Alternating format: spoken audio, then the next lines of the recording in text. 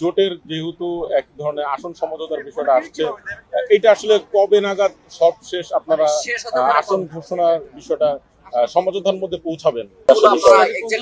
আমরা আশা করি আমরা 11 বা 12 আগামীকাল বা পরশুর মধ্যে আমরা হয়তো ঘোষণাটা আসবে। অন্তত এনসিপির জায়গা থেকে আমরা কত আসলে করতেছি এই জোটে সেটা আমরা চেষ্টা করি। আপনারা নির্বাচনী প্রচারের কথা বলছেন এবং এই প্রকাশ্যে হত্যার যে ঘটনা নির্বাচনী প্রচার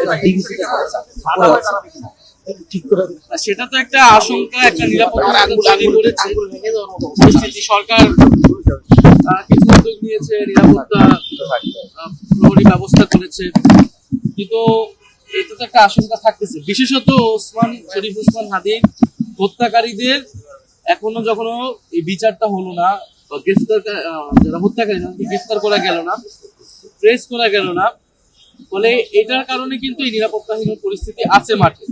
কিন্তু আমরা এর মধ্য দিয়ে মাঠে কাজ করে যাব। আমরা মাঠে যাচ্ছি, মানুষের সাথে কথা বলতেছি এবং 21 তারিখের পর আনুষ্ঠানিক প্রচারণা শুরু হলে আমরা কথা বলবো। এখানে সরকার যদি ব্যবস্থা করতে নাও পারে, আমরা আমাদের মতো করে আমাদেরকে তো মাঠে যেতেই হবে আসলে, কিন্তু বাকিটা তো সরকার এবং নির্বাচন কমিশন আইন শৃঙ্খলার উপর। আমেরিকান ASTM স্ট্যান্ডার্ডে তৈরি আধুনিক যুগের আধুনিক pipe RFL easy pipe and fittings. সামগ্রিকভাবে নির্বাচনী যে মাঠ, প্রতিযোগিতামূলক যে কার্যক্রম, সেখানে কিন্তু দুই জোটই যে খুবই ভালোভাবে নামতে পেরেছে এটা আমরা বলবো না। আপনি বিএনপির জায়গা থেকে তারা কিন্তু তাদের বিদ্রোহীদেরকে কথা বলা, তাদেরকে বসানো, ফুল ফ্লেজে কিন্তু তারাও নামতে পারেনি। বরং আমাদের জামাত এবং এনসিপি জোট কিন্তু অনেকখানি এগিয়ে। আমরা অলরেডি গণভোটের প্রচারণা শুরু করে দিয়েছি। আমরা মাঠে ঘাটে মসজিদে সব জায়গায় গণভোটের পক্ষে কথা বলতেছি।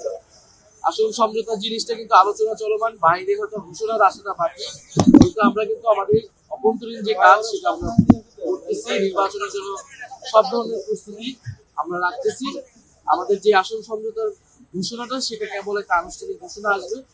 এবং যেহেতু এখানে জামাত ইসলামও একটি সুশৃঙ্খল দল, ডিসিপ্লিন পার্টি, এবং এনসিপি নিজের মধ্যেও মোটামুটি একটা সিদ্ধান্ত নিয়ে এসেছে তারা নির্বাচন করবে, কোথায় করবে। ফলে এই ডিসিশন হওয়া মাত্র কিন্তু আমাদের আর কোনো ধরনের চ্যালেঞ্জ থাকবে না, যেটা আমাদের অন্য জোটের ক্ষেত্রে কিন্তু এই চ্যালেঞ্জটা তারা এখনো আছে। তাদের জোট সঙ্গীরা তারা ক্লিয়ার করতে পারে না আসুন নিজের দলের ভিতরে বিশৃঙ্খলা।